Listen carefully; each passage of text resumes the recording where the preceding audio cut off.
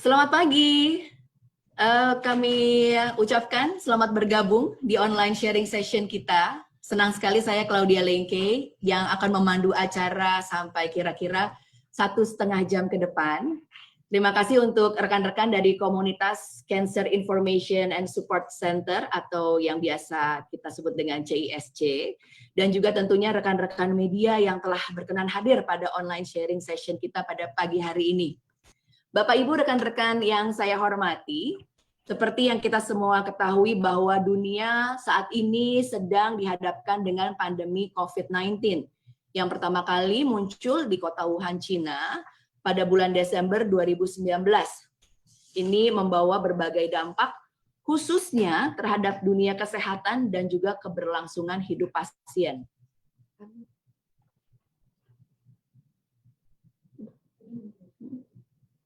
Oke, baik.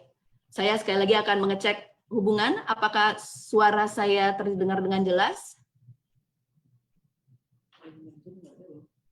Oke, baik. Gak apa-apa nanti. Kalau misalnya belum jelas terdengar ya. Diulang lagi. Kita ulang lagi, Dok. Baik, tapi visual sudah terlihat ternyata ya. Visual sudah terlihat, tapi audio masih belum terdengar dengan baik. Baik, tidak apa-apa, kami masih menunggu supaya kualitas audio bisa dinikmati oleh semuanya. Kita masih menunggu tim yang bekerja keras pada pagi hari ini untuk memberikan online sharing session yang sempurna untuk rekan-rekan semua yang telah bergabung. Kami mohon kesabarannya.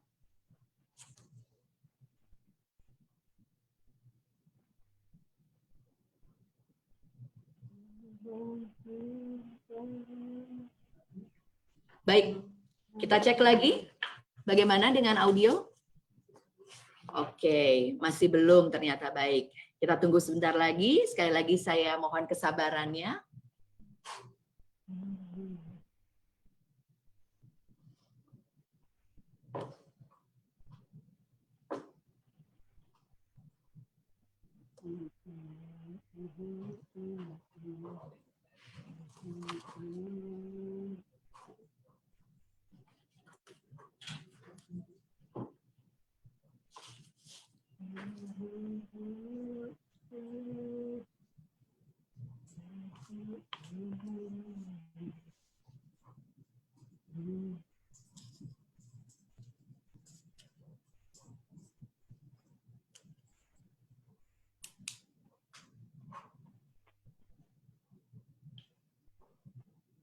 Sudah terhubung audionya?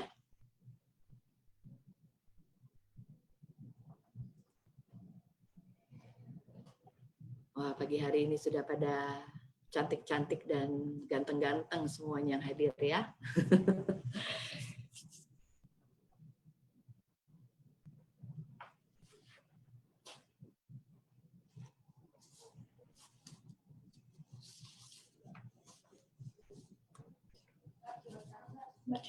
Baik, sekali lagi kami mengucapkan terima kasih telah berkenan untuk bergabung di acara pagi hari ini online sharing session kita. Dan untuk rekan-rekan komunitas dari CISC dan juga rekan-rekan media pada pagi hari ini selama kurang lebih 90 menit ke depan, kita akan sama-sama mendapatkan informasi yang amat sangat bermanfaat dan juga menarik dari kedua narasumber yang sudah hadir. Sebentar lagi akan saya perkenalkan. Tapi sebelumnya sekali lagi, memang seperti yang sudah kita ketahui bahwa pandemi COVID-19 ini memberikan dampak yang begitu besar, khususnya terhadap dunia kesehatan dan juga keberlangsungan hidup pasien.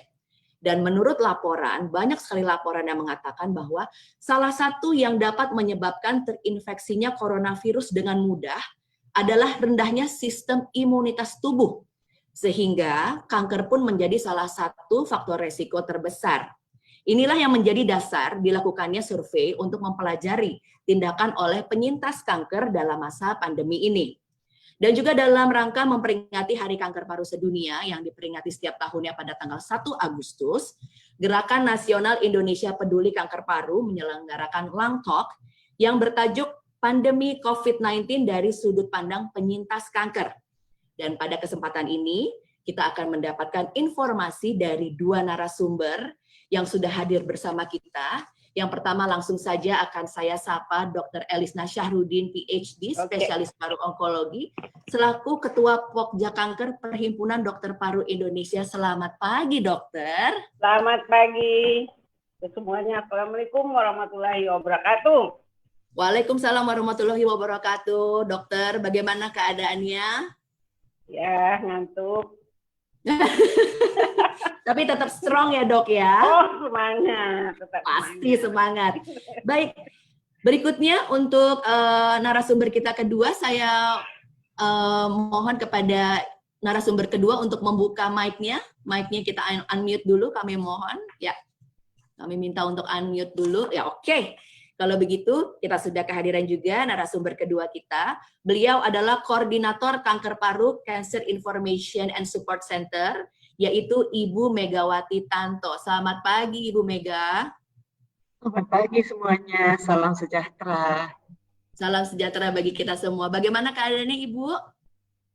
Baik semuanya. Alhamdulillah. Baik, nah rekan-rekan komunitas dan juga rekan-rekan media, beliau-beliau ini nanti akan memberikan pemaparan yang banyak manfaatnya dan juga sangat menarik, dan tentunya kami berharap bahwa pemaparan yang akan dibawakan oleh narasumber kita ini bisa membawa manfaat yang baik dan juga kepada rekan-rekan media bisa menjadi pengayaan dari materi siaran teman-teman sekalian nanti ya. Baik, sebagai informasi juga kami ingin sampaikan bahwa Langtalk ini merupakan bentuk komitmen dari Indonesia Peduli Kanker Paru atau IPKP, yaitu sebuah gerakan nasional yang diluncurkan pada bulan Februari lalu, adalah sebuah inisiatif untuk meningkatkan kesadaran masyarakat dan juga pihak-pihak terkait terhadap pentingnya promotif, preventif atau pencegahan, deteksi dini, serta diagnosa, dan juga pengobatan kanker paru sesuai pedoman penata laksanaannya. Dan IPKP ini dicanangkan atas hasil kerjasama Perhimpunan Dokter Paru Indonesia atau PDPI dan juga bersama Cancer Information and Support Center atau CISC for Lung sebagai inisiatornya. Atas pertimbangan bahwa kanker paru ini adalah kanker yang paling mematikan nomor 1 dan telah membunuh hampir 1,7 juta orang setiap tahunnya. Dan sebelum kita awali diskusi ini, ada beberapa tata cara dan aturan yang ingin kami sampaikan demi kenyamanan keberlangsungan acara ini. Baik, yang pertama adalah bagi seluruh partisipan, kami akan mematikan mikrofon Anda, akan kami mute pada saat diskusi online ini dimulai. Yang kedua adalah bagi teman-teman media, kami harap untuk mengisi form data yang dibagikan oleh panitia di chat box. Dan untuk mengajukan pertanyaan, rekan-rekan dapat menuliskannya terlebih dahulu di chat box yang ada.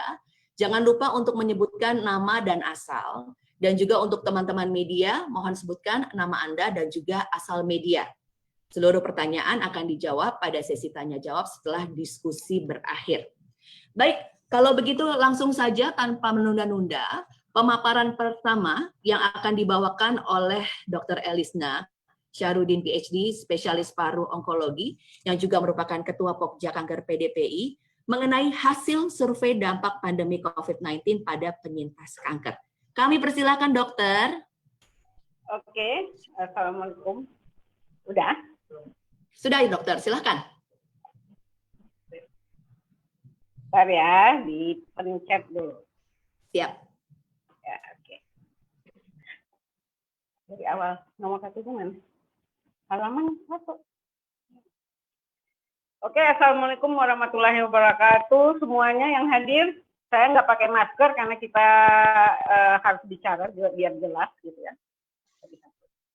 Dan di ruangan ini hanya 2 orang, jadi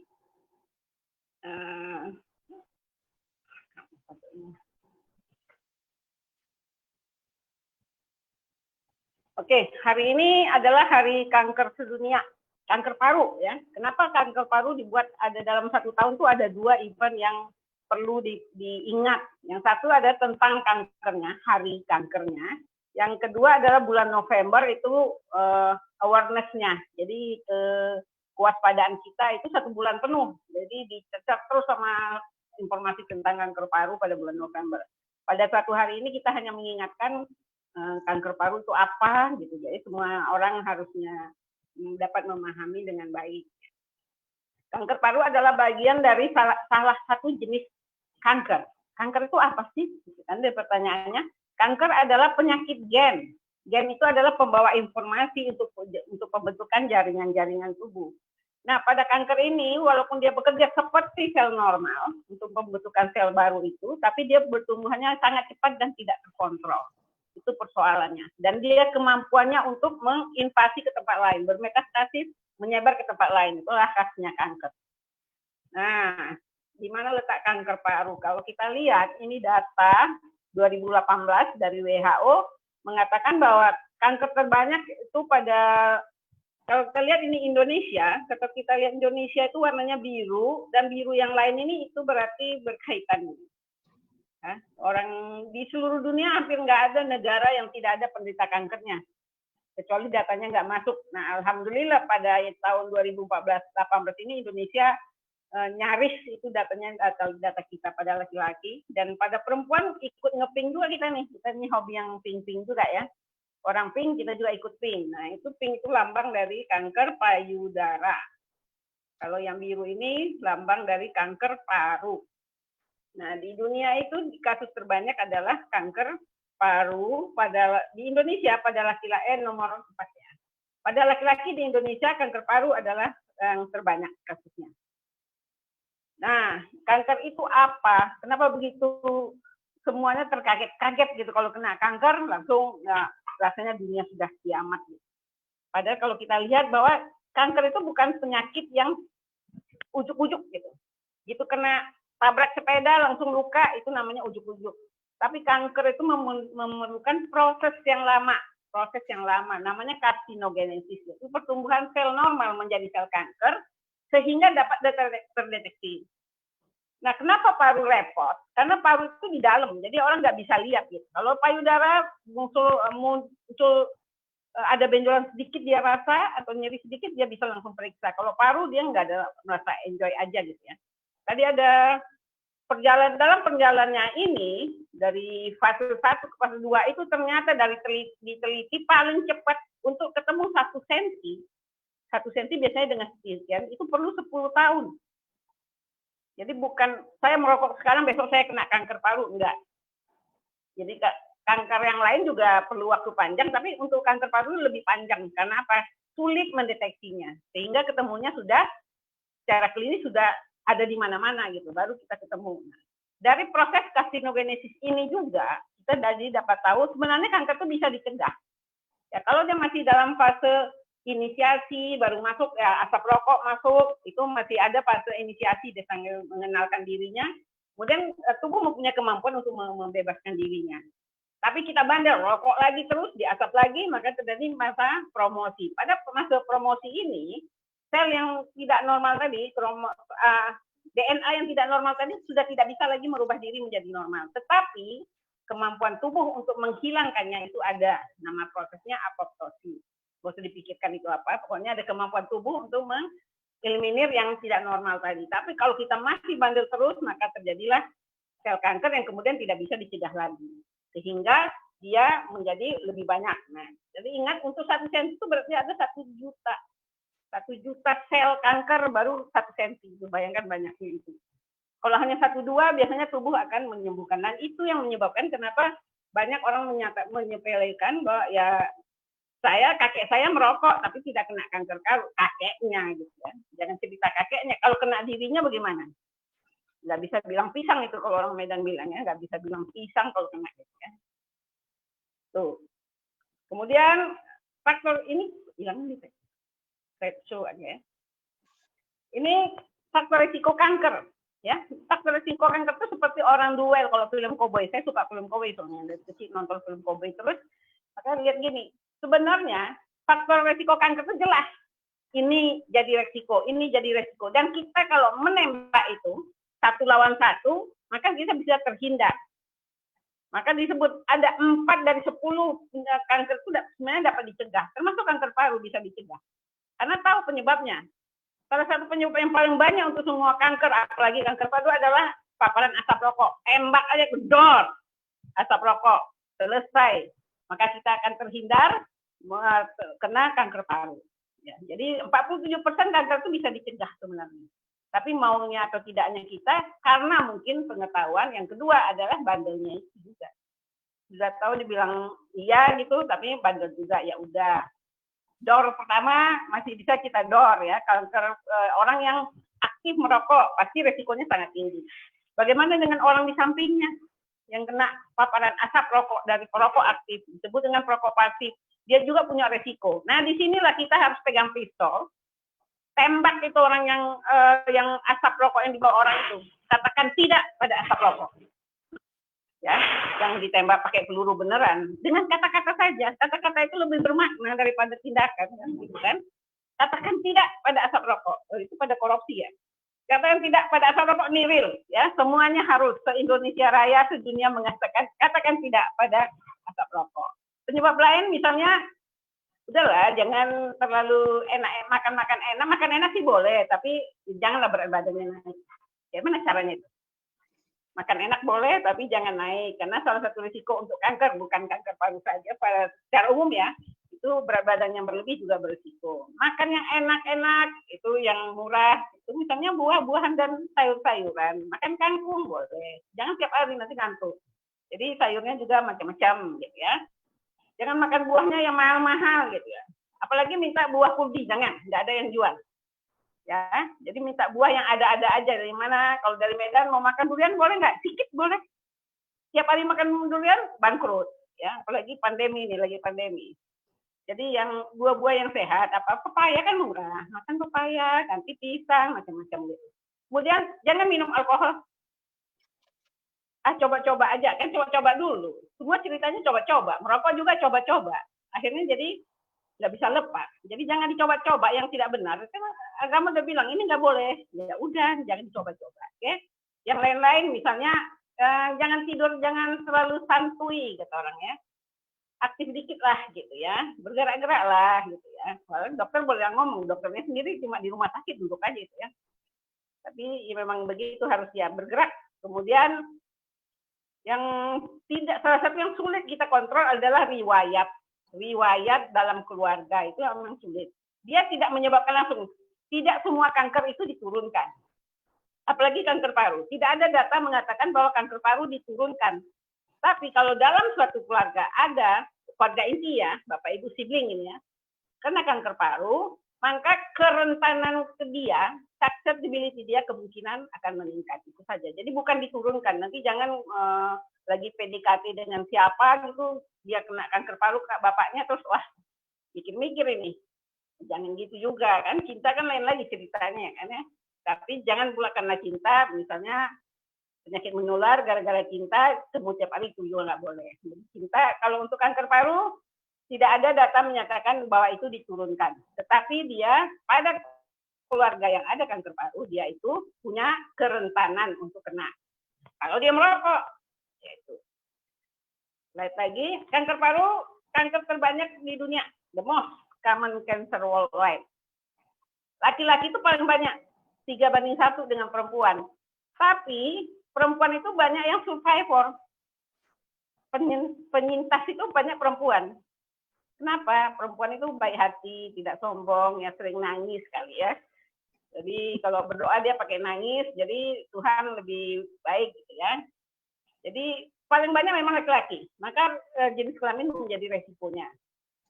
Kemudian kalau sudah ada screening dilakukan pada kelompok yang resiko tadi, pada kelompok risiko orang merokok, di keluarganya ada, dan segala macam itu, maka itu dapat meningkatkan angka harapan hidupnya.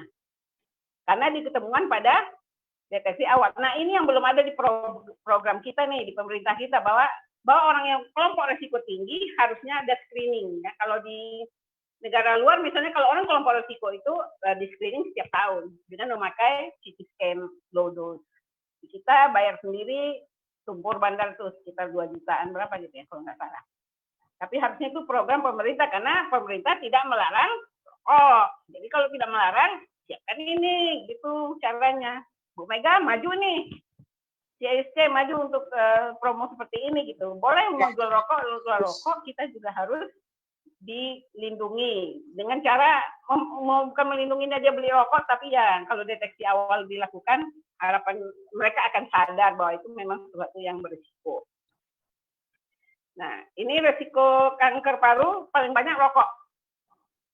Nggak bisa dibantah lagi. Semua data, mau dari data berkata-kata, dari data lab sampai data gen di laboratorium, semua membuktikan rokok sebagai faktor risiko untuk kanker paru. Kemudian orang yang turunannya tadi yang ada, kemudian polusi udara di luar dan di rumah juga adalah faktor risiko untuk kanker paru. Biasanya kalau datang pasien dengan kanker paru, kita tanyakan dari 8 faktor risiko, biasanya mereka punya lebih dari 2. Jadi memang faktor risiko tapi yang utama adalah perokok aktif. Kalau perempuan terbanyak adalah perokok pasif. Bagaimana kita menanyakan perokok pasif? Menanyakannya adalah apakah ibu hidup dengan orang yang merokok aktif? Ya, lebih dari 7 tahun kita tanya. Ya, lebih dari 7 jam dalam sehari. Ya, nah itu adalah faktor untuk menentukan dia itu sebagai perokok pasif. Ya. Kalau enggak, saya ketemunya baru kawin ini gitu, baru setahun ketemuan kawin dia itu perokok, ya itu bukan menjadi. Jadi ada faktor-faktor, ada karakteristik untuk menjadi perokok pasif itu. Bisa juga di rumah nggak ada yang merokok, bebas.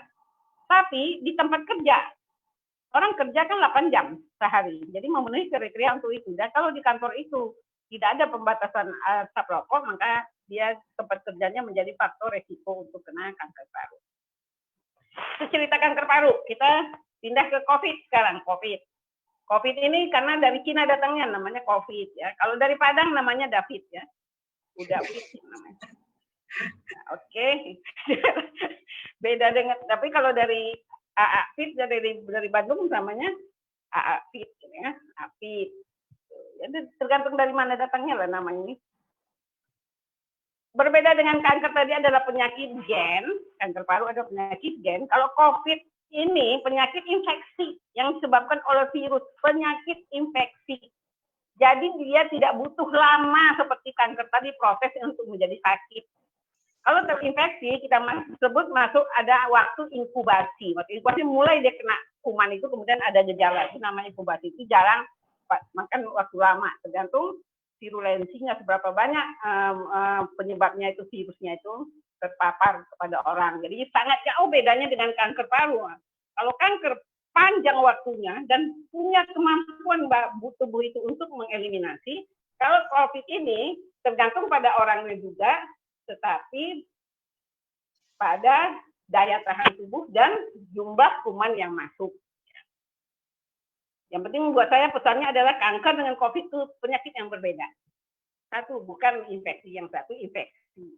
Yang satu tidak menular, si COVID ini menular. Kita lihat ceritanya ini.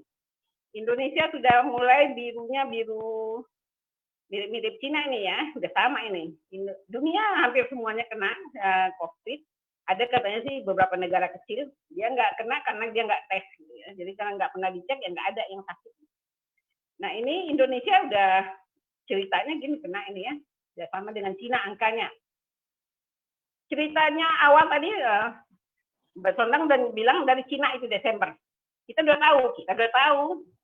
Orang Indonesia banyak tahu, orang Jakarta banyak tahu lah. Desember itu sudah ada, tetapi datang Indonesia waktu itu belum ada, tapi kita mungkin agak lalai sedikit untuk menghambat itu waktu itu. Maka pada 2 Maret itu diumumkan oleh Presiden bahwa sudah ada COVID di Indonesia. Jadi ada 3 bulan masa inkubasi itu. Dalam tapi apa yang terjadi pada dunia sekarang ini tanggal 26 Juli di angka di bawah, yang di bawah ini, itu sudah ada 15 juta orang yang terkena COVID. Nah, bagaimana dengan Indonesia dalam waktu 3 bulan ya? Indonesia dalam Juli hari yang sama itu sudah ada 97.000 yang confirm, yang positif dengan angka kematian yang seperti ini. Ya, jadi sangat cepat. Berbeda dengan kanker tadi, justru lama. Jadi kalau dikatakan bahwa sangat mematikan kanker paru, ya enggak gitu sebenarnya. Kanker yang baik lama ketemunya gitu. 10 tahun baru ketemu ya.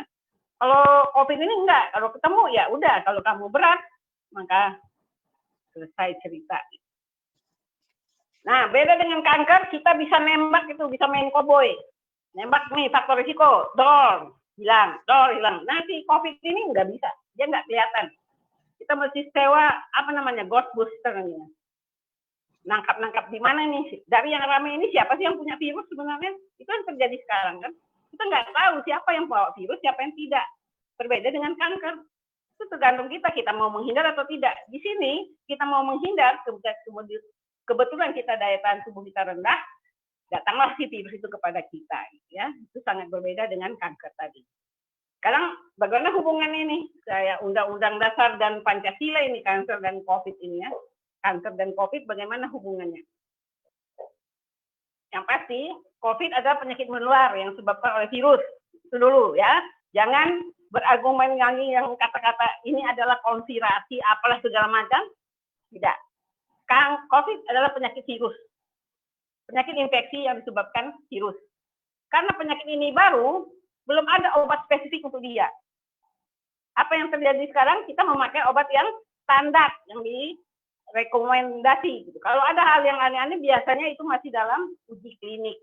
Jadi kita pakai obat standar saja dulu yang cocok untuk COVID ini, karena sampai sekarang semua negara belum menemukan obat yang spesifik untuk COVID. Belum ada vaksin untuk COVID. Virus seperti flu, seperti meningitis, yang sebabnya semua oleh virus dan bakteri, itu ada vaksinnya lebih tenang gitu. Ya, kalau orang tua sekarang rata-rata setahun sekali dia, atau mau naik haji kita suntik untuk meningitis, atau untuk flu kita dapat suntiknya. Sekarang vaksin untuk COVID belum ada.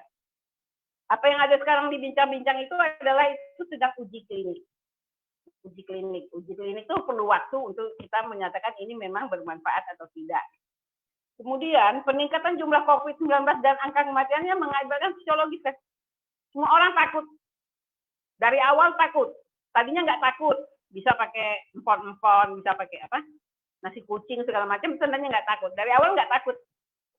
Tapi begitu diumumkan 2, baru panik ya, panik raya istilahnya. Ya. Nah sebenarnya yang paling bermasalah dengan jumlahnya ini adalah stresnya itu tenaga medis sebenarnya. Baru masyarakat. Masyarakat kan enjoy aja gitu. Medis yang khawatir karena paham sakit ini sakit menular. Bahwa kalau berat itu sangat susah untuk menyembuhkannya karena obatnya yang spesifik untuk itu belum ada. Jadi stres sebenarnya orang medis. Tapi ya sudahlah, orang medis kan selalu harus ngalah ya.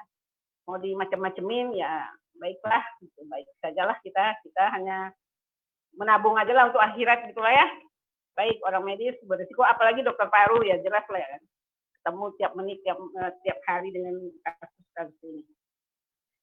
Nah, kalau ada tidak data tentang COVID-19 dan kanker, baru ada beberapa jurnal. Nah, salah satu jurnal itu adalah yang menemukan jumlah kasusnya, ya, persentase kasusnya di sebuah rumah sakit tersier. Jadi rumah sakit rujukan. Rumah sakit yang belum, Pak, ini rujukannya kanker atau tidak? Rumah sakit seperti Darmais mengatakan orang kankernya banyak, itu wajar. Gitu. Tapi dia menyatakan dari di rumah sakit itu ada 0,79 orang kanker yang kena COVID. Dibandingkan dengan populasi, pasti berbeda ya. COVID kan di rumah sakit itu homogen orangnya, di populasi tentu lebih luas. Nah, angkanya itu 0,79, menurut dia itu tinggi. Ya. Dari 0,79% itu ternyata 1 dari 4-nya itu adalah kanker paru. Nah, itu artinya apa? Artinya tentang prognosis, bukan tentang resiko. Jadi tentang prognosis. Jadi kalau orang kanker kena COVID, maka prognosisnya buruk. Bukan. Wajar ini, wajar. Karena kanker paru rata-rata kan stage-nya 4. Kalau dia masuk rumah sakit, biasanya bukan ringan. Jadi memang kondisinya tidak ringan. Jadi wajar menurut saya angka ini. Bagaimana di persahabatan? Persahabatan sebagai pusat rujukan, kita menemukan dari Maret sampai Juni, itu ada 2,3% kasus yang COVID-19 pada penderita kanker. Jadi penderita kankernya bukan penderita kanker baru, penderita kanker dirujuk karena COVID-nya, bukan karena kankernya. Ada 2,3%. Nah, dari 12 kasus ini, itu kanker paru ada 2, kanker payudara ada 3. Jadi kalau dilihat imbang, kalau di Indonesia antara kanker payudara dengan kanker paru imbang di persahabatan. Wajar kalau persahabatan sebagai pusat rujukan COVID. Jadi orang datang, apapun penyebabnya, apapun pemberatnya, itu akan datang ke persahabatan. Ya. Jadi dari sekian banyak, dari 500 sekian kasus itu, ada 12 kasus yang kena dengan kanker. Nah, bagaimana benar tidak cerita bahwa kanker itu sebagai resiko untuk kena COVID? Ini ada 2 penelitian antara dari Universitas dari UK itu ada dari Oxford, dinyatakan yang berisiko itu apa? Laki-laki itu berisiko daripada perempuan. Ya, jenis kelamin. Kemudian umur itu berisiko. Kemudian kalau black ethnic itu yang hitam manis mungkin nggak berisiko ya. Kalau hitam manis nggak berisiko lah. Ya, orang Indonesia kan hitam manis ya, manis ya. Kayak manggis gitu, jadi manis kurang berisiko. Tapi kalau orang Asia ternyata berisiko. Walaupun kenyataannya dari ceritanya kita lihat Eropa itu bukan main hebohnya di kasusnya di Eropa. Bagaimana apa yang terjadi di Amerika gitu. Tapi dari data dia berdasar berbasis penelitian ini bahwa ternyata orang Asia itu memang lebih berisiko. Kemudian yang lain kanker itu nggak ada datanya, nggak jelas datanya ya. Tapi hampir sama dengan gagal ginjal, gagal jantung. Apakah itu berisiko mempunyai penyakit yang berisiko terhadap COVID? Gitu. Kanker hampir setara dengan itu. Gitu. Di sini tidak ada data, jadi belum bisa dibilang ini berhubungan atau tidak berhubungan. Tetapi itu cerita berisikokah orang kanker kena hampir sama berarti dengan orang yang bukan kanker, resiko ya untuk terkena hampir sama. Tapi kalau cerita dari sebanyak penyakit ini mana sih yang berisiko? Ini disebutkan yang daya tahan tubuhnya rendah apa aja yang persoalannya kronik itu misalnya orang kanker termasuk, orang gagal ginjal termasuk, orang yang penyakit PPOK penyakit paru termasuk, yang orang AIDS misalnya imunokompromis, orang yang gemuk obesitas, kemudian yang penyakit jantung dan DM. Dari sebanyak ini mana sih yang paling buruk? Kalau orang ini kena, orang yang sakit-sakit ini kena, sakit mana yang paling buruk prognosisnya? Ternyata itu kardiovaskuler, penyakit jantung dan pembuluh darah. Bukan kanker. Kanker itu setengahnya gitu. Kedua adalah DM. Kalau dia punya penyakit jantung dan DM, ya udah total aja gitu ya. Kanker tidak termasuk. Tapi kalau orang kankernya ada kardiovaskulernya bagaimana? Nanti kita akan coba analisa kasus-kasusnya, tapi tidak hari ini kita bicarakan gitu ya. Tapi yang banyak yang meninggal pada COVID adalah dengan komorbidnya penyakit pembuluh darah dan diabetes. Jadi mereka bukan faktor risiko. Kalau dari data tadi ya, kita belum punya data, belum ada publikasi lagi dianalisa, tetapi pemberat. Jadi penentu prognosisnya itu adalah penyakit pembuluh darah dan diabetes. Nah, yang tadi itu datanya itu yang dari 18 orang yang kena kanker itu dengan COVID-19 misalnya ngetik dia itu ini gambarannya gitu ya. Kalau dilihat ini bahwa pasien dengan kanker, nah ini yang pakai ventilator itu ya orang kanker lebih tinggi karena di rumah sakit itu yang rumah sakit rujukan tersier. Mungkin seperti Darmais. Ini rumah sakitnya yang melaporkan ini adalah rumah sakit di Wuhan. Di Wuhan pada waktu bulan Februari. Jadi lagi puncak-puncaknya gitu ya. Bagaimana di persahabatan? Apakah ada masalah ketika ada pandemi? Rumah sakit persahabatan begitu Maret diumumkan, maka dia berubah status menjadi pusat rujukan karena kita adalah pusat rujukan respirasi nasional. Jadi semua masalah paru ya kesinilah puncaknya. Maka rumah sakit ditutup untuk layanan lain, hanya untuk COVID. Tetapi kita bermohon kepada direktur, maaf dong, ini orang kanker masa didiemin? Nggak bisa dong, orang kanker nggak diobatin. Maka tetap dibuka layanan untuk penderita kanker, yaitu poli onko kita tetap buka. sama kemoterapi kita tetap buka. Nah, jumlahnya kasus poli memang terlihat penurunan dan sekarang mulai naik lagi ya. Mungkin takutnya di bulan April kemudian mulai naik lagi. Kalau kemo sih stabil aja nih. Jumlah kasus yang kita kemo stabil aja.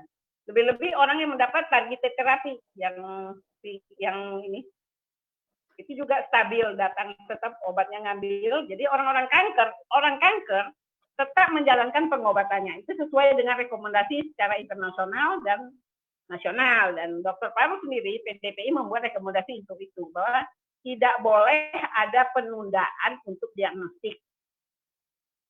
Cuma karena di persahabatan jadi COVID, maka diagnostik biasanya kita rujuk ke tempat lain. Tapi untuk pengobatan, rekomendasi kedua, tidak boleh ada penundaan pengobatan penderita kanker untuk pengobatan pertama. Nah, ini kita sudah jalankan, dan alhamdulillah dari semua yang dirawat itu nggak ada yang kena COVID. Jadi ada 2 yang kita curiga apakah ini COVID atau tidak, kita tes ternyata negatif. Alhamdulillah. Ya, kanker aja udah repot, nah, jangan ditambah-tambah yang lain gitu ya maksudnya. Jadi dari data kita ini tidak terlihat ada faktor risikonya untuk COVID. Nah, sekarang kita mulai. Balik lagi, diyakinkan virus COVID-19 adalah penyakit menular yang disebabkan oleh virus. Titik, nggak ada diskusi lagi ya. Nggak ada dibilang ini guna-guna istri muda atau apa, itu nggak ada itu. COVID adalah virus. Virusnya masuk, baru orangnya kena sakit. Kemudian belum ada obat spesifik. Belum ada vaksin untuk itu. Ya. Tapi masalah fisiologis, makanya itu tumbuh. Buktinya tadi menurun kan, jumlah kunjungan menurun, kemudian walau meningkat lagi. Itu pasti ada dampaknya gitu. Nah, dampak selama ini kan adalah testimoni. 1 orang ngomong, 2 orang ngomong, 3 orang ngomong. Saya mikir, sebenarnya pendapat ini pendapat perorangan atau kelompok. Mari kita lakukan survei. Kita ngomong dengan CIC, saya bilang, kita bikin survei deh. Survei yang dilakukan juga oleh negara lain, survei yang cepat dalam seminggu, karena stres orang kan dalam seminggu bisa berubah, maka dilakukanlah survei ini. Surveinya dengan respondernya homogen, jadi semua penyintas kanker, jadi nggak ditanya keluarganya, nggak boleh, jadi out. Jadi hanya penderita kanker. Waktunya 1 minggu. Sebenarnya hari ketiga kita udah hampir maksimal angkanya, udah 300-an sekian. Kita tutup 1 minggu, kemudian tujuannya mengetahui pengetahuan sikap dan perilaku dari penyintas kanker ini. Bentuk surveinya seperti ini, dan ini resmi halal thayyiban karena dinyatakan dia bersedia gitu. Dan ini fair, karena kalau dia tidak bersedia, dia tidak akan send ke kita, jadi nggak masalah. Jadi hanya orang yang bersedia saja yang akan menjawab ini. Ya. Oke.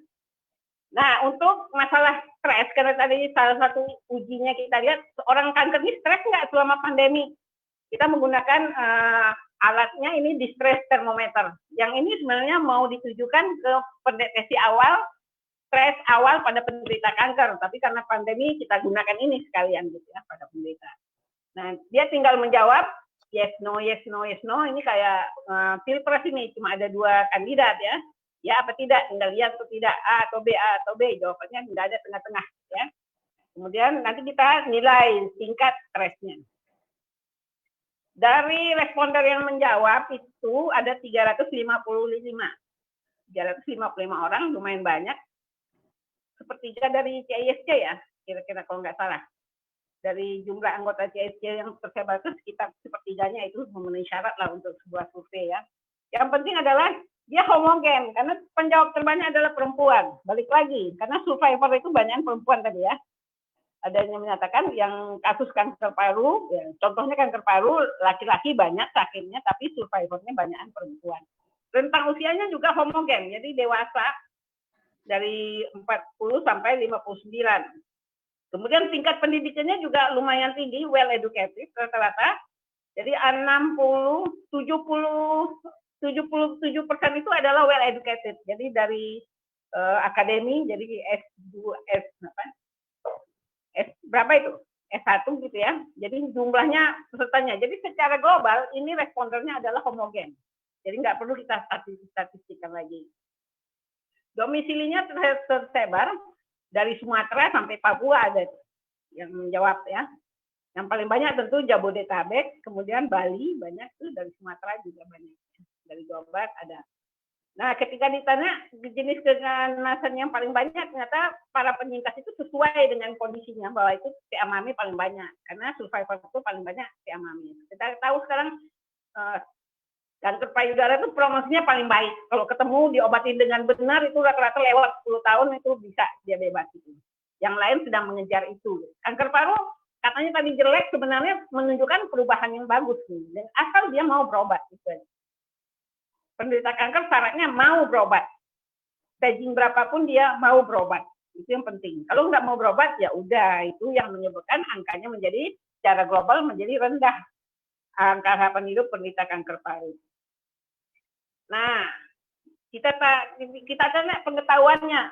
Dia ngerti nggak bahwa COVID ini penyakit infeksi? Rata-rata bilang iya tahu. Dan dengan baik. Tadi dia well educated, wajar dia jawab. 73% bilang dia tahu bahwa dia bukan nyeleneh gitulah orang penyintas ini semua. Dia tahu bahwa infeksi itu adalah penyebab COVID itu adalah penyakit infeksi, ya. Jadi dia tahu. Kemudian gue juga tahu bagaimana mengurangi resiko penularan COVID ini. Semua juga tahu dengan jaga jarak. Yang penting jaga jarak utama dulu, ya. Kalau kunjungan jaga jarak utama dan pakai masker terutama kalau di tempat ramai. Kalau di kamar mandi sendiri atau di kamar tidur sendiri boleh nggak pakai masker selama tidak ada gejala. Tapi begitu keluar ada atau tidak ada gejala maka memakai masker dan rata-rata penyintas mengatakan pakai masker.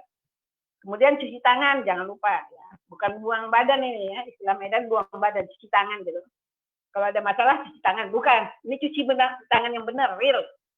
Kemudian tingkatkan daya tahan tubuh. Itu adalah 4 rahasia untuk mengurangi risiko penularan COVID-19. Nggak modal, modal ya? Yang modal masker kayak. Kalau jaga jarak nggak modal. Oke. Lanjut, pengetahuannya tentang ini rata-rata paham. Dan dominan mengatakan demam. Demam dengan batuk, dengan gejala yang lain itu dominan. Kalau kita lihat benar nggak real seperti itu? Ya berbagai identitas dikatakan bahwa demam adalah kasus terbanyak ya, gejala terbanyak. Kemudian batuk kering dan gangguan pernapasan. Jadi benar. Jadi pengetahuannya benar. Para penyintas benar tentang gejala COVID-19. Bagaimana sikap dan perilakunya? Semua menyatakan sesuai. Ya, itu tadi mandi jika pulang dari ke rumah, mencuci tangan, pakai masker, semuanya benar. Jadi tidak perlu dibantah lagi bahwa penyintas memang benar pengetahuannya itu baik untuk COVID-19. Bagaimana kalau kewaspadaannya? Tes nggak? Perlu nggak rapid test? Ternyata hanya 17,7 orang yang menyatakan dia melakukan tes. Yang khawatir dia lakukan tes. Tapi hasilnya semua negatif. Kemudian ada yang melakukan swab, ada 7,3 orang, 7,3%, dan juga hasilnya negatif. Tetapi agak sedikit, kenapa sih perlu dilakukan ini? Karena mengendalikan kasus COVID itu cukup dengan 3T ini. Tracing, dengan menjaga jarak, testing, kejar, kontak erat. Kalau kita kontak erat, atau tidak kontak erat, tapi kita curiga, tadi kan, virus kita nggak tahu di mana, maka lakukan physical distancing, lakukan, kalau ngantri juga pakai physical distancing, atau kalau rame-rame, kalau lagi sholat jemaah, jaga jarak juga. Yang paling penting, lakukan testing kalau merasa punya gejala. Lakukan testing yang dianjurkan, yang dianggap sebagai yang utama adalah swab orofaring. Ya. Kalau dia bergejala dan berat, maka lakukan tes. Ternyata kalau itu ada 3 kasusnya sekarang ya. Ada suspek, ada probable, ada konfirmasi. Nanti saya jelaskan suspek apa probable apa. Konfirmasi ini dibagi lagi kelompoknya. Ada yang tanpa gejala, dia swabnya positif tapi dia tanpa gejala. Ada yang swabnya positif tapi gejalanya ringan. Atau sedang dan paling berat itu ada yang dengan kritis. Sehingga dikirim dengan sudah pakai ventilator. Itu yang paling berat kasusnya. Jadi ada yang tanpa gejala, ringan, sedang, sampai kritis, berat, dan kritis. Ya. Suspek siapa sih? Suspek orang yang bergejala. Orang yang bergejala, dan dia ada di daerah yang merah-merah itu. Berarti di Jakarta sekarang daerah merah semua kita suspek nggak? Suspek. Kalau kita ada keluhan ISPA, ada masalah infeksi saluran nafas atas. Berarti kita suspek. Jadi waspadalah. Kemudian atau riwayat kontak, dia merawat orang yang COVID positif atau yang probable gitu, ya dia harus merasa dirinya sebagai suspek. Yang menganggap nggak apa-apa, saya kuat, nggak boleh. Dia harus memposisikan sebagai suspek. Kalau probable itu orangnya sudah sakit berat, ya, kemudian ya, gambarannya sesuai dengan COVID, tapi tidak ada pemeriksaan swab testnya. Nah itu yang sering ribut di media gitu. Ini saya kan bukan COVID, kenapa di COVID kan? Yang kita lindungi bukan si sakitnya lagi. Kalau si sakit kita obatin, beres urusan. Tetapi jangan sampai orangnya sebenarnya positif, tapi dia bebas di luar itu. Itu namanya kita tidak mengendalikan kasus. Jadi kalau yang positif nggak usah bimbang, di rumah sakit diobati dengan benar. Kalau yang terkombinasi yaitu orang-orang yang hasil tesnya positif. Sedikit lagi, bagaimana sikap perilaku responden saya itu?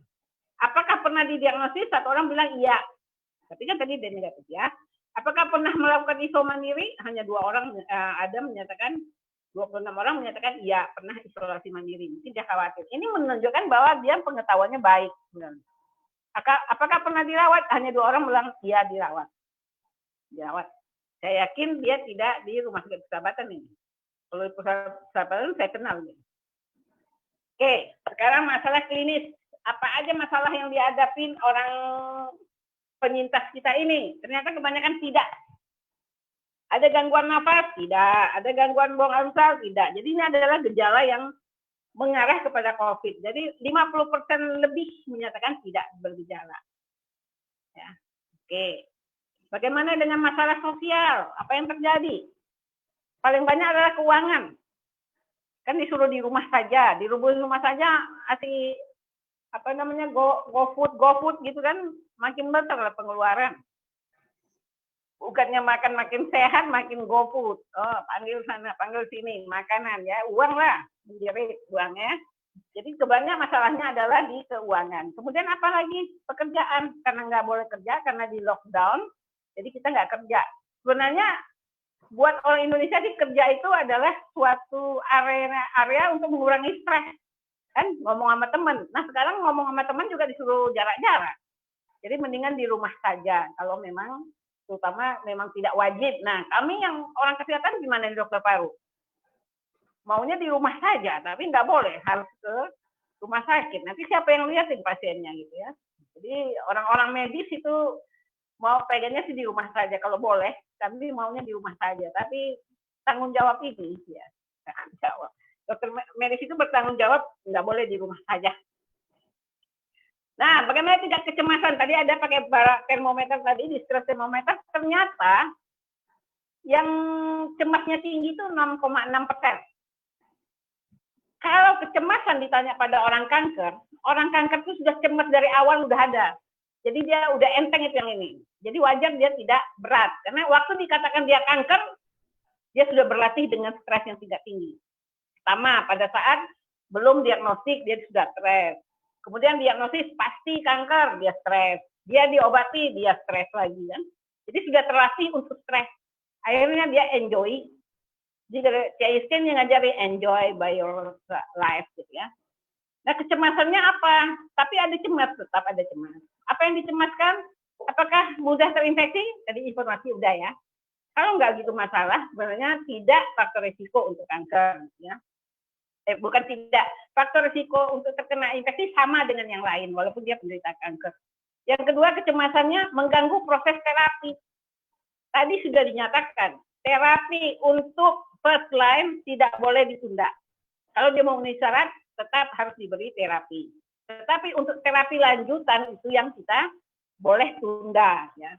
Kemudian mengganggu akses ke pusat layanan, ini yang banyak. 22,5% dia cemas sini. Saya mau ke persahabatan, tapi persahabatan kan merah. Dia lupa, dia ada poli kita yang hijau itu ada gitu. Itu yang dicemaskan 3 itu aja sih. Mudah terinfeksi, sudah kita jawab. Mengganggu proses terapi, sudah kita jawab dengan rekomendasi bahwa mengganggu akses itu tergantung di badannya lah ya. Itu dokter nggak bisa dong. Harus ke sini, segera nggak bisa. Jadi dia kadang-kadang datang terlambat dan kemudian, dok, saya pikir tutup dokter. penelitian tentang ini dilakukan persahabatan pada bulan Juli. Ternyata pada bulan Februari sudah dilakukan juga penelitian ini. Dilakukan di mana ini? Di Zurich. Zurich itu di Switzerland, dan terlihat faktor kecemasan yang kaitan-kaitan ada gitu ya. Lalu berpengaruh, ada umur. Kalau dia di sebelah kanan berarti itu mempengaruhi ya, secara buruk ya, secara negatif yang di kanan. Misalnya ini ada umur, ada segala macam gitu ya. Contohnya kasus seperti ini. Di Cina sendiri sudah melakukan penelitian tentang ini, dan hasilnya hampir sama dengan kita. Ya, nggak jauh-jauh gitu ya. Jadi tadi dikatakan bahwa kanker paru itu paling tinggi, ternyata kalau dibuat penelitian sungguh itu tidak terlalu berbeda dengan yang bukan kanker. Nah, ini penelitian di Spanyol. Spanyol juga menyatakan hanya 6,6% yang cemasnya berat gitu. Kita tadi 6,6 ya. Sama dengan sama orang Spanyol. Dan kita karena memang hobi nonton ini, telenovela. Jadi agak sama ini sama orang Spanyol ya. Yang lain mah santuy gitu, ringan ya. Nggak cemas sih mah, orang kanker kagak ada cemas, nggak ada itu. Pasti ada cemas. Ya. Setiap harinya pasti ada cemas, tapi ringan ya. Tapi mereka sudah tahu mengelola stresnya, sudah tahu cara mengelola stres. Dengan demikian, itulah hasilnya. Gitu. Itu real data dari bukan pendapat satu orang penyintas atau dua orang penyintas. 355 penyintas yang homogen. Ya, kelaminnya lebih banyak perempuan, usianya sebaya, pendidikannya setara, dan itu adalah jawabannya tentang ketika ditanya tentang stres, kita nilai stresnya. Demikian, nah, jadi buat para penyintas ini pesan saya, jangan lupa, walaupun tidak ada bukti mengatakan bahwa orang kanker itu resikonya tinggi untuk kena kanker, tapi sama orang lain. Dan artinya, maka perilakunya tadi harus dipertahankan. Oke? Bukan karena kankernya, tapi karena resiko semua orang sama, ya, sama orang penderita kanker dengan yang lainnya, maka tolong 3T tadi dilakukan. Tolong gaya sehatnya itu dilakukan. Sehingga kita tetap sehat dan dapat melanjutkan pengobatan yang sesuai. Demikian dari saya. Wassalamualaikum warahmatullahi wabarakatuh. Waalaikumsalam warahmatullahi wabarakatuh. Terima kasih Dr. Elisna atas pemaparannya, sangat menarik, dan saya yakin banyak sekali informasi yang didapatkan, sangat bermanfaat sekali. Karena sekali lagi rekan-rekan bahwa ini dilakukan dari 355 responden homogen penyintas kanker, dan memang baru-baru ini ya, benar-benar fresh from the oven ya dok ya. Oke, baik. Kalau begitu sebelum nanti kita akan ada pertanyaan yang langsung akan disampaikan kepada Dr. Elisna nih, mumpung masih hot-hotnya nih ya. Sebelumnya saya akan menyimpulkan dulu pemaparan dari Dr. Elisna. Salah satu yang bisa menyebabkan terinfeksinya coronavirus dengan mudah memang sekali lagi adalah rendahnya sistem imunitas tubuh, sehingga kanker pun menjadi salah satu faktor risiko terbesar. Dan pasien kanker paru pun lebih rentan terinfeksi dengan angka risiko tadi di 25-58% ya dok ya, dibandingkan dengan kanker lainnya. Berdasarkan hasil survei, pengetahuan responden tentang COVID-19 pada umumnya telah memadai sebagian besar responden, dan juga telah mengimplementasikan upaya pencegahan yang dianjurkan oleh pemerintah. Dan kabar baiknya juga adalah tercatat sebanyak 73% dari seluruh responden yang sudah mendapatkan informasi yang cukup terkait pencegahan COVID-19, dan juga ada 60,1% responden mengakui maksudnya bahwa tingkat kecemasan mereka ini akibat COVID-19 tergolong cukup rendah. Karena tadi dokter bilang mungkin mereka sudah terbiasa dengan memanage ya, mengatur kecemasan ini ya, mengenai kecemasan. Adapun beberapa rekomendasi dari survei ini memang perlu digarisbawahi adalah bahwa akses layanan kesehatan bagi penyintas kanker tetap harus menjadi prioritas di masa pandemi COVID-19 ini. Oke, terima kasih dokter. Sebentar, nampaknya ada dari tim yang menyampaikan pesan kepada saya. Kami mohon pertanyaan yang akan langsung kita sampaikan kepada dokter. Oke, baik. Dokter, ada 2 pertanyaan sebelumnya. Oke. Oh ya, ini yang tadi kan ya. Baik. Dokter, yang pertama adalah dari tirto.id, dari Aditya Putri. Pertanyaannya adalah, menurut penelitian dari Harvard, polusi beresiko membuat gejala COVID-19 ini lebih parah. Lalu bagaimana dengan Indonesia? Apalagi tadi sempat dikatakan bahwa CA paru ini disebabkan juga akibat polusi. Itu pertanyaan pertama, Dok. Silakan dijawab terlebih dahulu. Ya, apapun yang bisa menurunkan daya tahan paru, ya, mekanisme pertahanan paru, kalau diturunkan apapun penyebabnya, pasti resiko untuk kena itu lebih tinggi. Jawabannya. Jadi termasuk polusi itu menyebabkan daya tahan mekanisme pertahanan paru berkurang. Tapi kan berjalan lama, nggak mungkin mekanisme pertahanan paru dibangun dalam semalam, seperti kisah Lara Jonggrang, nggak gitu. Mekanisme pertahanan itu orang-orang yang terus-menerus hidup di daerah dengan polusi tinggi, pasti mekanisme pertahanan parunya rendah. Bukan hanya untuk COVID dia akan berisiko, untuk TBC, untuk kanker paru juga dia meningkat. Gitu. Baik. Sudah itu aja, Dok, ya penjelasannya jadinya ya. Baik, semoga Aditya Putri sudah cukup puas, apalagi kalau belum puas nanti bisa di chat box lagi disampaikan ya.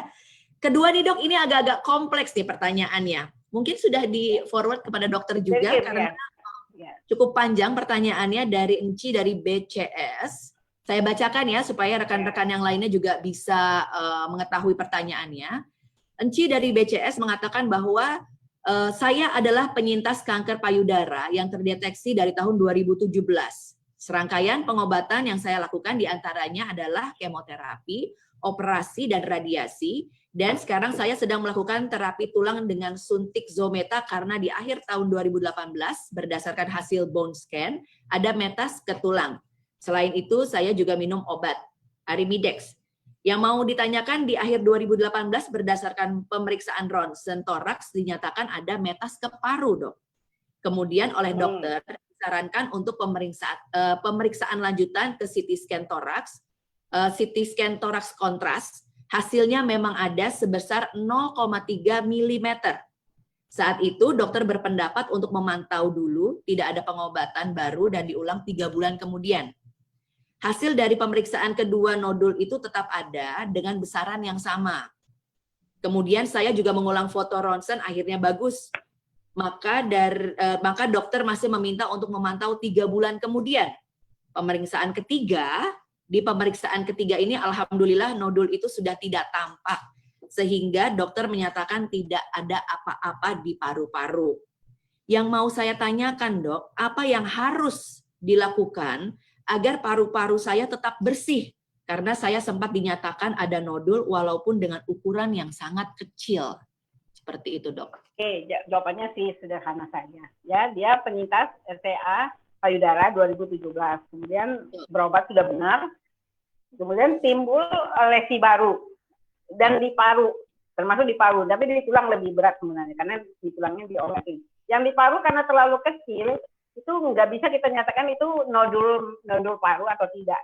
0,3 mah terlalu kecil untuk kita lihat. Kita lihat bahwa tadi yang bisa dinilai itu 1 cm sebenarnya kalau saya. Dan untuk kepastiannya itu meta atau enggak ya di biopsi di situnya, di parunya. Ini termasuk dalam kelompok kita sebut sebagai metastasis tumor di paru. Pengobatannya parunya nggak ngobatin, tapi yang diobatin adalah si CA payudaranya, induknya yang diobatin, bukan penyebarannya. Itu satu. Terus bagaimana? Ternyata kan hilang. Berarti bukan nodul dong tadi. Karena bentukannya hampir mirip, misalnya pada waktu ada infeksi, ada pneumonia, ada akibat bakteri atau apa, itu bisa bentuknya yang kecil-kecil itu seperti itu. Ya. Dan buktinya alhamdulillah tidak ada kemudian, jadi dia bukan meta di paru. Nah, bagaimana parunya kuat? Mekanisme pertahanan parunya dikuatkan gitu. Yang paling penting adalah jangan berhenti berobat yang induknya. Karena apapun yang terjadi di tempat lain, induknya yang diobati untuk kasus seperti ini. Demikian ya, Dok ya. Jadi Enci di BCS jangan lupa yang paling penting adalah memang tetap induknya ya yang diobati, jangan sampai berhenti. dan mekanisme pertahanan paru ini lebih ditingkatkan. Mungkin ini yang ingin ditanyakan kali ya dok ya, mekanisme pertahanan paru ini seperti apa yang baik untuk dilakukan secara general mungkin kepada kita semua? Ya, semua ya susah kalau kita tinggal di daerah polusi tinggi misalnya ya. Kan tadi itu, rokok jangan, dirokokkan pun jangan gitu ya. Jangan merokok, jangan dirokokkan orang juga jangan. Itu yang paling penting sih mekanismenya. Kemudian tadi polusi, kemudian sih daya tahan secara umum. Kalau mekanisme pertahanan tubuhnya bagus, maka mekanisme pertahanan parunya juga akan bagus. Jadi memang harus dijaga ya, imunitas tubuh itu harus dijaga. Kalau kekebalan tubuhnya oke ya, parunya juga akan parunya oke akan juga. ikut, oke. Oke, baik, terima kasih Dokter Elisa. Nanti juga nanti akan ada pertanyaan-pertanyaan lagi. Terima kasih dokter, pemaparannya ciamik banget, pokoknya keren. Terima kasih.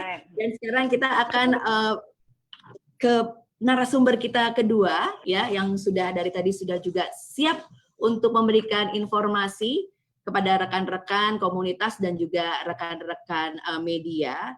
Dan memang akhirnya kalau tadi dari tenaga kesehatan, yaitu dari dokter, kali ini kita akan bertemu dengan salah satu penyintas juga, dan juga beliau ini juga adalah merupakan koordinator dari CISC Lang ya untuk paru. Langsung saja kalau begitu kita sama-sama akan menyimak presentasi tantangan dan harapan dari penyintas kanker di masa pandemi ini yang akan dibawakan oleh narasumber kita kedua, yaitu Ibu Megawati Tanto. Kami persilakan Ibu Megawati Tanto.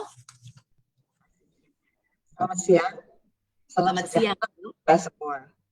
Banyak terima kasih atas kesempatan yang diberikan kepada saya dalam acara ini, dalam rangka memperingati Hari Kanker Paru Sedunia yang jatuh pada hari ini juga. Kanker paru itu disimbolkan dengan pita putih. Makanya hari ini saya pakai baju putih.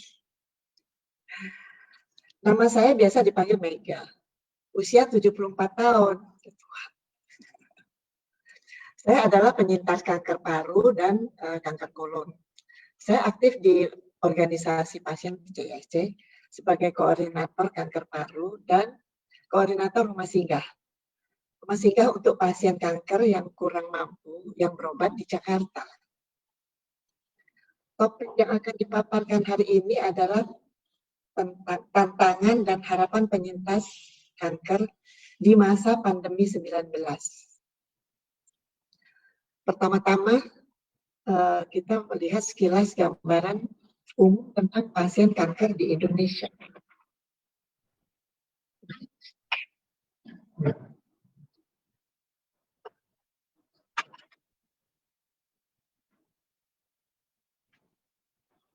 Ya, baik, Ibu akan memperlihatkan slide. Ya, slide-nya sudah terlihat. Silakan Ibu.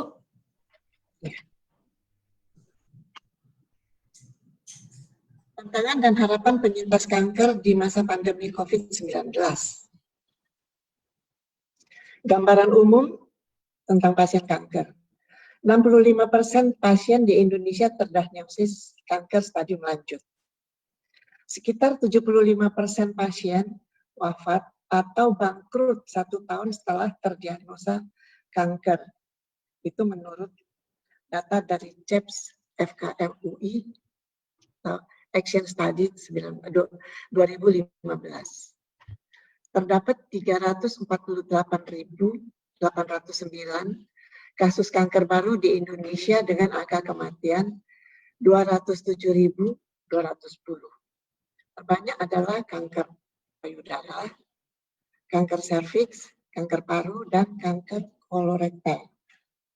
Menurut Globokan 2018 WHO juga. Ini sekilas angka.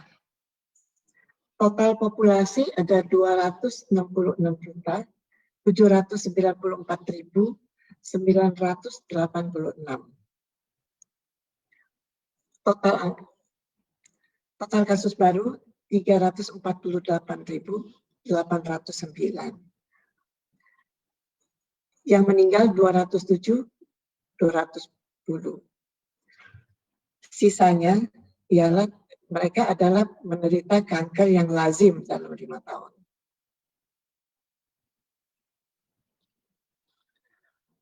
Indonesia menurut sumber dari Globokan 2018.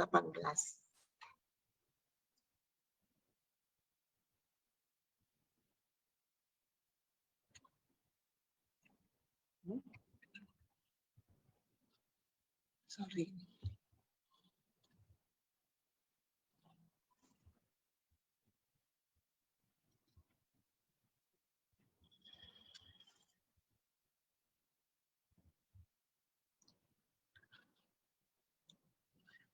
Jumlah kasus baru tahun 2018, baik laki maupun perempuan dalam segala umur. Kanker payudara 58.256 atau 16,7%. Kanker serviks 32.469 atau 9,3%. Kanker paru 30.023 atau 86%. Kanker kolorektum 30.017 atau 8,6%. Kanker liver 18.468 atau 5,3%. Total 346.809 orang. Untuk kanker-kanker yang lain ada 179.576 atau 51,5%. Tantangan pasien kanker. 1. Psikologis. Kanker menolak dan menarik diri atau denial. Pada fase ini, penderita menyangkal kenyataan bahwa saya tidak mungkin kena kanker. Mungkin itu salah diagnos. Jadi menolak. Kedua, marah atau anger. Marah terhadap kenyataan yang ada. Kenapa saya yang kena kanker? Kenapa bukan orang lain? Sehingga mereka sangat emosional. 3. Penawaran atau bargaining. Jadi pasien mengadakan bargaining mungkin sama dokter. Kalau dokter suggest untuk kemoterapi, kenapa harus kemoterapi? Apakah boleh tanpa kemoterapi? Misal harus operasi. Kenapa harus operasi? Apakah boleh tanpa operasi? Kemudian masuk ke depresi. Hal-hal negatif mulai muncul. Apa yang akan terjadi setelah saya terdiagnosa kanker? Sedih, khawatir, dan takut akan kematian. Masih berapa lama lagi saya bisa hidup? 1 bulan, 3 bulan, 1 tahun. Itu semua menjadi pikiran. Kemudian penerimaan atau acceptance. Pada tahap ini, pasien mulai bisa menerima kenyataan bahwa ya, memang saya sakit kanker. Dan mulai mencari pengobatan. Dan mencari-cari ya rumah sakit atau apa untuk kesembuhan. Takut atau fear. Takut atas kankernya, juga takut atas COVID-19. Takut ke rumah sakit, karena takut tertular dengan COVID. Informasi. Stigma. Masyarakat sering memberi pandangan buruk terhadap pasien kanker. Misal, pasien kanker itu karena dikutuk. Karena terkutuk, karena dia selalu berbuat jahat sehingga dia mendapat penyakit kanker. Sehingga membuat pasien menjadi minder dan tidak mau bergaul. Ada yang hanya mengurung diri di rumah, takut ketemu orang karena takut dianggap terkutuk. Mitos. Kanker sama dengan kematian, padahal itu tidak benar. Pengobatan kanker lebih merusak kita. Maksudnya pengobatan kanker itu tidak membuat sembuh, tapi menambah sakit. Ya memang kalau kemoterapi atau apa, kita merasa seperti bukan kesembuhan, tapi makin sakit. Tapi itu tidak betul, karena semua yang kita jalanin itu adalah sebenarnya menuju kesembuhan. Jadi semua itu adalah mitos, bahwa pengobatan kanker lebih merusak kesehatan daripada menyembuhkan. Itu salah. Internet. berita di internet itu tidak selalu benar. Jadi kita harus mencari data-data yang bisa dipertanggungjawabkan. Beberapa obat kosong, sulit. Di samping itu beberapa obat kanker belum dijamin BPJS. Obat-obat tersebut selain kosong, itu juga sangat mahal.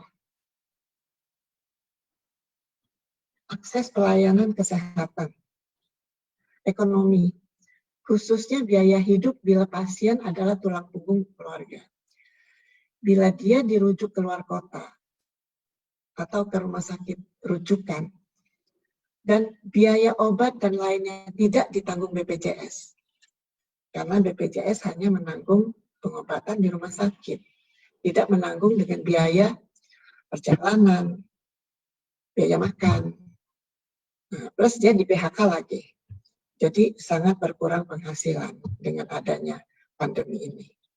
Geografis, jarak dan waktu tempuh ke vaskes itu juga banyak yang pasien-pasien dari antar pulau, sehingga mereka perlu biaya yang banyak untuk menuju ke vaskes, fasilitas kesehatan yang dirujuk dari daerah asalnya, atau ke rumah sakit tipe A, tipe B yang di daerah asalnya tidak ada. Juga dengan PSBB transisi, jadi bingung dengan PSBB transisi ini. Peraturan. Walau tinggi faktor resiko, untuk deteksi dini kanker dan COVID bila tanpa gejala, tidak dijamin oleh BPJS Kesehatan. Restriksi obat. Ialah obat yang ditanggung BPJS dengan syarat tertentu. Terkait dengan ekonomi keluarga, dampak COVID sini, itu sangat berat. Misal, obat kanker payudara hanya dibatasi pasien pada stadium lanjut. Jadi kalau belum stadium lanjut, itu tidak termasuk. Dan dijamin, misalnya, dijamin infus untuk 8 kali saja. Dalam hal ini, protokol medis harus lebih dari 8 kali. Sehingga pasien mesti tanggung sendiri.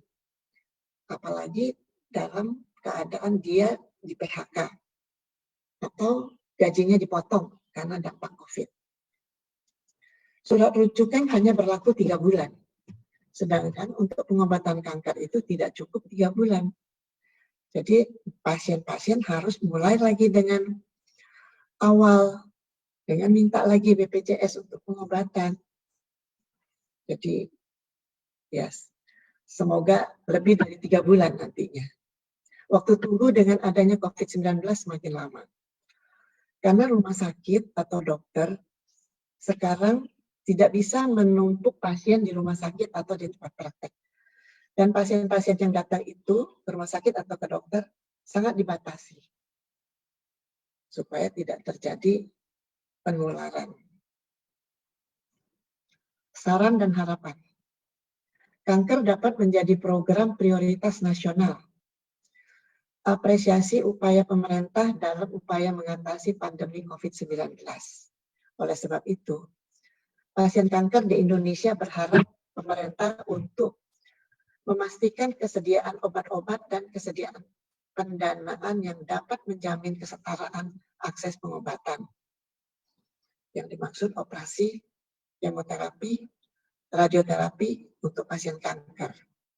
Memberi perlindungan maksimal utamanya APD dan tes swab atau PCR untuk tenaga medis. Menjamin biaya rapid test, swab, PCR untuk pasien dengan kanker non-BPJS bila diperlukan pada saat pengobatan kanker. Karena pada saat pengobatan kanker pasien bukan BPJS, mereka juga harus mengadakan tes swab dulu yang cukup mahal. Dan kalau memang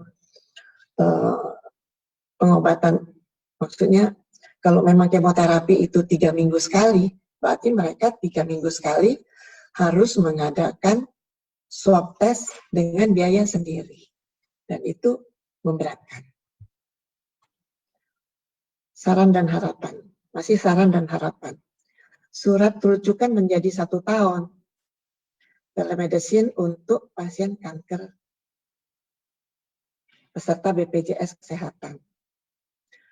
Perlunya penguatan kolaborasi antara semua stakeholder kanker dalam upaya promotif, preventif, diagnosis, kuratif, rehabilitatif, dan paliatif untuk penanggulangan kanker nasional di masa pandemi COVID menuju adaptasi kebiasaan baru. Terima kasih. Ini adalah foto Putri Indonesia waktu berkunjung ke rumah singgah kanker CSC. Terima kasih sekalianlah paparan dari saya. Terima kasih. Terima kasih. Terima kasih Ibu Mega atas paparannya. Dan saya yakin juga bahwa paparan yang telah diberikan oleh Ibu Mega sebagai koordinator dari CISC Paru dan juga penyintas ini sangat kaya ya dengan materi pemberitaan yang bisa nanti digunakan juga terutama bagi para rekan-rekan media. Sebelum kita memasuki sesi tanya jawab, sudah ada beberapa pertanyaan yang sudah dipilih oleh tim kami untuk nanti ditanyakan kepada kedua narasumber. Saya mau menyapa terlebih dahulu dari audiens yang sedang menonton diskusi online sharing kita di FB Live Indonesia Peduli Kanker Paru. Ada juga dari TPPKK Jakarta Barat hadir katanya. Oke. Juga dari beberapa daerah ya, tidak hanya di Jakarta, di Jabodetabek juga perwakilannya sudah hadir semua untuk melihat obrolan kita pada pagi hari ini sampai siang hari ini. Dan juga teman-teman rekan-rekan dari CISC juga saya melihat ada banyak juga yang menjadi audiens. Ada Ibu juga, Ibu Arianti Baramuni ada juga ya. Oke, baik. Terima kasih sekali lagi atas partisipasinya. Langsung saja kita ke sesi tanya jawab. Dokter dan Ibu Mega sudah siap? Sudah ya, semua mic-nya sudah dinyalakan. Baik, ada kita beberapa pertanyaan yang sudah terpilih adalah, sebelum kita ke sesi tanya jawab, sedikit saya simpulkan dulu pemaparan dari Ibu Mega adalah, ini yang penting adalah para pasien kanker termasuk kanker paru ini sangat bergantung pada pelayanan. Dan jika penindakan layanan kesehatan selama masa pandeminya ini terganggu, seperti waktu tunggu tadi yang Ibu Mega katakan ya, yang jadi lebih lama, ataupun ketidaktersediaan obat yang dijamin BPJS, yang dijamin maupun tidak dijamin oleh BPJS, ini berdampak buruk bagi riwayat kesehatan pasien ke depannya. Dan memang akhirnya perlu penguatan kolaborasi antar semua pemangku kepentingan terkait kanker dalam upaya promotif, preventif, diagnosis, kuratif, rehabilitatif, dan paliatif untuk penanggulangan kanker nasional di masa pandemi COVID-19 ini. Baik, langsung saja kita menuju ke tanya jawab. Sebentar saya lihat dulu pertanyaan-pertanyaannya yang sudah dipilihkan. Yang pertama adalah dari chat box ini ya, dokter. Oke. Pertanyaan pertama kami tujukan kepada Dr. Elisna dulu ya dok ya. Baik. Dokter, apakah tantangan terbesar pada pelayanan dan pengobatan kanker paru di masa pandemi COVID-19 ini? Yang kalau sebelum pandemi itu masalahnya tetap di pasien yang lambat dijawabnya. Mau diobati atau enggak itu biasanya diskusi dulu keluarga, jadi bertingkat-tingkat biasanya gitu. Atau tadi sudah Bu Mega bahwa ada jadwal, kalau normal BPJS jadwalnya nunggu gitu. Padahal kanker paru kita udah setting dari awal sebelum pandemi. Sebelum BPJS itu kita bilang 2 minggu adalah masa untuk memastikan ini kanker paru atau tidak. Untuk Perhimpunan Dokter Paru Indonesia kasih guideline-nya seperti itu. Dalam 2 minggu begitu pasien datang kita harus pastikan ini kanker paru atau tidak. Dulu itu sebelum BPJS jalan itu. Karena seminggu sudah tegak diagnosis, jadi pengobatan lebih cepat. Setelah BPJS memang agak ngantri-ngantri karena rentetan itu memang tantangan bersama kita gitu. Ya, supaya diagnosis. Kalau pengobatan nggak ada masalah. Kalau pengobatan sampai sekarang, kalau di persahabatan terutama itu nggak ada masalah. Penyediaan obat apapun itu nggak ada masalah. mau jenis apa saja yang ada di BPJS, yang nggak boleh yang kayak di luar guideline BPJS seperti anti ALK, PD-1 itu nggak ada. Yang kalau kemo, radioterapi, bedah, sama EGFR, PCI itu ada. Hampir nggak pernah ada stok kosong kalau di persahabatan. Jadi itu di masalah di pasiennya lebih sering itu nunggu lalai ya untuk ngobatin, jadinya nggak mau diobatin. Gitu aja. Tapi kalau kita berjuang bersama lah Bu Mega ini bagaimana COVID tak COVID tetap diagnosis harusnya nggak boleh nunggu, harus 2 minggu batasannya. Jadi COVID nggak COVID ya dok ya? 2 minggu ya dok ya? Oke. Harusnya. Oke, baik. Cukup jelas jawabannya. Masih ke dokter dulu sebelum nanti kita ke Ibu Mega adalah apakah ada upaya khusus yang harus dilakukan oleh pasien kanker paru dok dalam meningkatkan pencegahan terpaparnya COVID? Sama semuanya. Sama seperti orang yang lain. Tadi kan sudah dikatakan dari berbagai penelitian, Indonesia belum ada penelitian, tapi bahwa tidak ada korelasinya gitu. Jadi hampir sama saja gitu ya. Malah umur yang lebih ini ya, lebih berpengaruh kalau udah, kan ada himbauan dari Gubernur Jakarta itu kalau udah umur 60 ke atas atau anak-anak jangan deh ke tempat umum gitu kan. Kalau terpaksa juga ke tempat umum, nah orang penderita kanker juga anggap saja dirinya sudah di atas 60, diposisikan aja seperti itu. Jadi lakukan tindakan yang tadi itu. Physical distancing, pakai masker, cuci tangan, dan segala macam. Dan paling penting jangan panik, jangan menurunkan daya tahan tubuh. Ya. Daya tahan tubuh paling cepat turun kalau kita panikkan orangnya. Baik dokter, jadi selain juga kita harus lebih ketat dan lebih serius menjalankan protokol kesehatan ini, kalau terpaksa sekali harus keluar rumah ya dok ya, dan juga faktor psikologis ini juga mesti dijaga ya, jangan panik, jangan gampang stres karena yang mempengaruhi juga menurunnya imunitas dari tubuh adalah hal-hal psikologis seperti itu ya dok ya. Dan untuk suspek ya, suspek ya, atau suspek atau orang yang belum suspek itu. Tapi kalau dia sudah probable atau sudah ada gejala, jangan menolak juga diobati COVID-nya. Segera diobatin, karena yang memperburuk tadi kalau sudah sampai di tingkat berat dan kritis, itu sudah berat. Ini saya lebih mau nangis sih sebenarnya. Satu junior saya baru meninggal, baru dapat kabar ini ada yang meninggal, dokter spesialis paru. Aduh dok, turut berduka cita dokter. Iya. Kalau bisa tolong dok, sebentar kita baca Al-Fatihah, doa untuk. Silakan dokter, dipimpin saja dokter kalau begitu. Ya, untuk audiens semua, kita sedang bersedih, PDPI sedang bersedih, ada junior kita yang orangnya masa depannya bagus, masih muda, itu meninggal karena COVID. Kalau bisa kita mohon baca dia dengan Al-Fatihah. Al-Fatihah dimulai.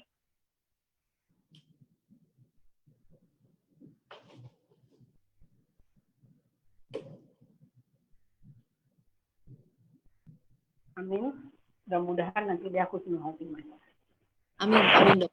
Sekali lagi kami mengaturkan turut berduka cita, bela sungkawa atas salah satu dipanggil salah satu tenaga kesehatan dan insya Allah husnul khotimah. Amin. Baik. Baik, kalau begitu kita berlanjut lagi dokter, kita teruskan dulu ya dok ya. Ya. Saya juga ingin menyapa dari Bandung Cancer Society yang juga sudah hadir nih sebagai salah satu audiens kita. Terima kasih. Ada pertanyaan lagi, ini kita nanti ke dokter lagi, tapi sekarang kita ke Ibu Mega terlebih dahulu. Sebenarnya tadi juga Ibu Mega sudah memberikan, sudah dalam pemaparannya sudah menyampaikan juga sebagai penyintas kanker paru yang diharapkan dari Ibu Mega dan juga teman-teman penyintas dan yang lainnya, apa sih yang ingin diharapkan dari masyarakat atau pemerintah dalam menanggapi masalah kanker paru ini? Tadi Ibu Mega sudah menjelaskan ada beberapa poin yang disampaikan, tapi satu hal yang menjadi yang faktor urgensinya cukup tinggi nih atau yang paling tinggi ini apa, Bu Mega? Yang paling tinggi saya pikir masih ada banyak obat-obat target terapi untuk paru maksudnya ya, belum dijamin oleh BPJS.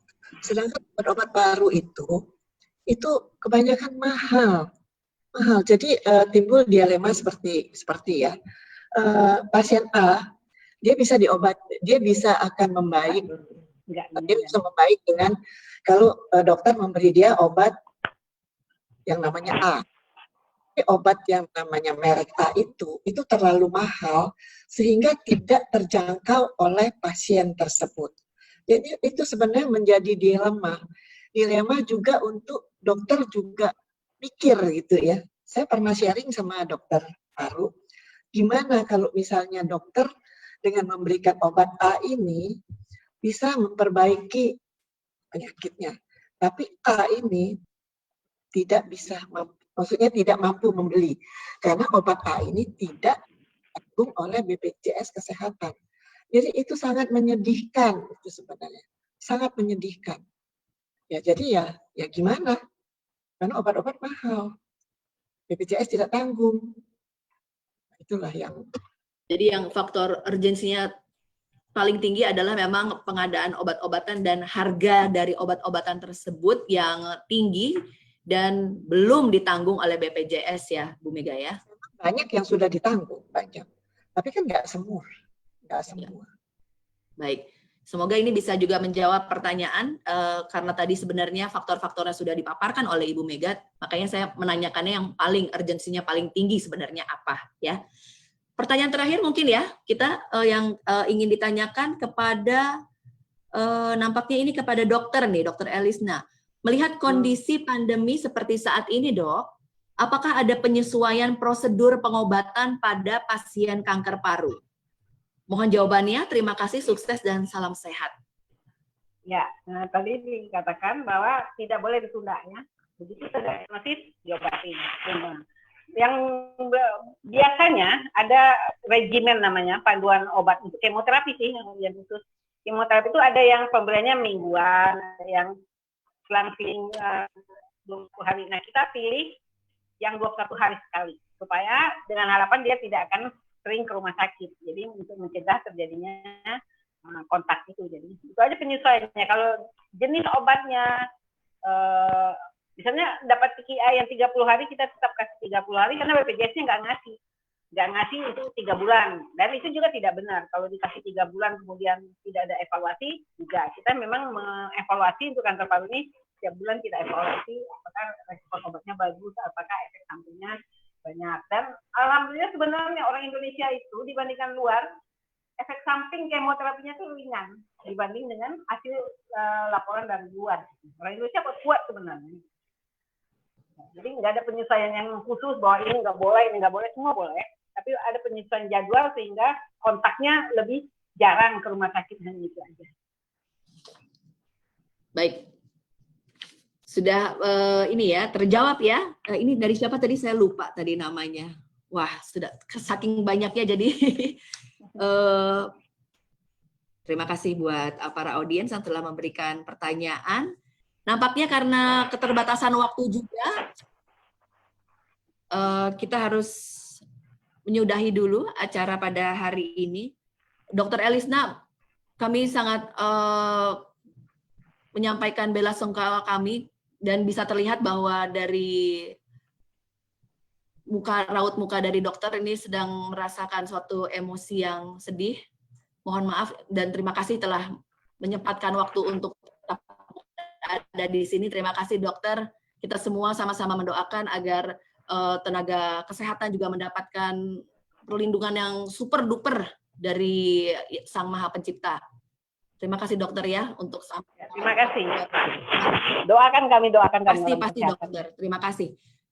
Dan tentunya diskusi yang sangat edukatif ini semoga dapat juga berguna untuk rekan-rekan komunitas dan juga rekan-rekan media untuk menyebarluaskan kesadaran pada pasien kanker paru dan juga masyarakat luas.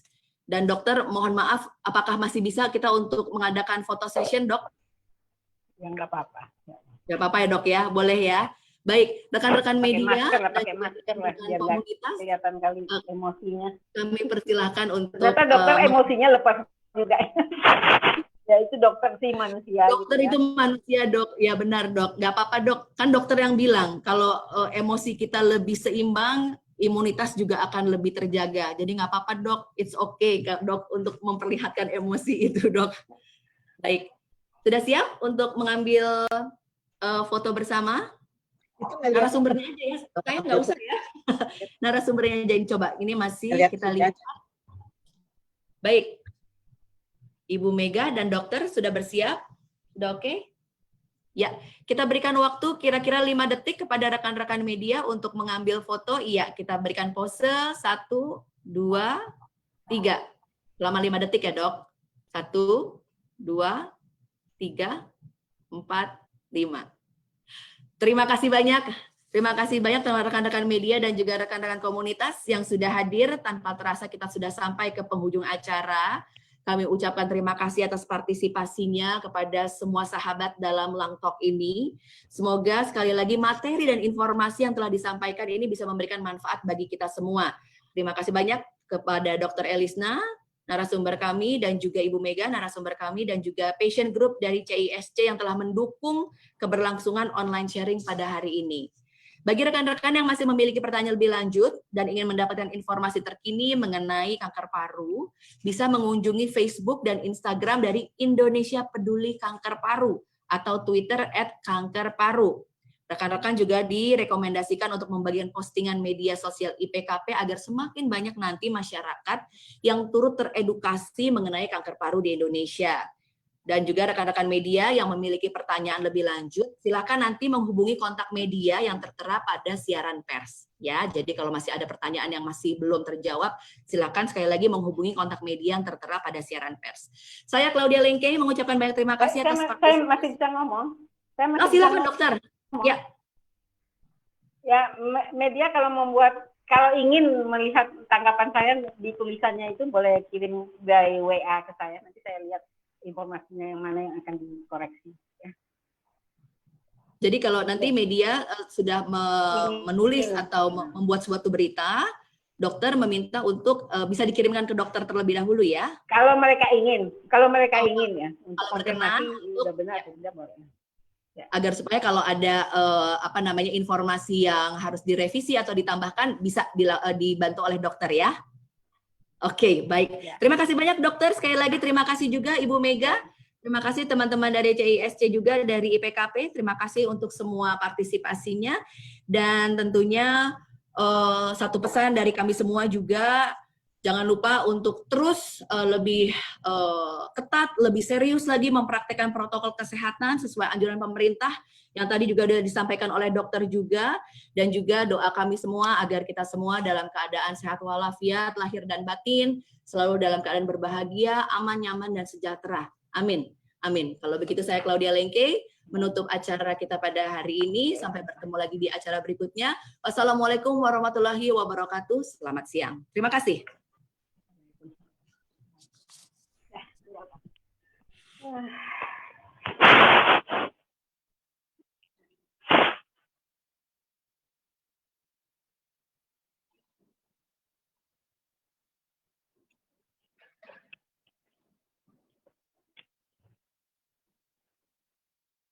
Udah ya?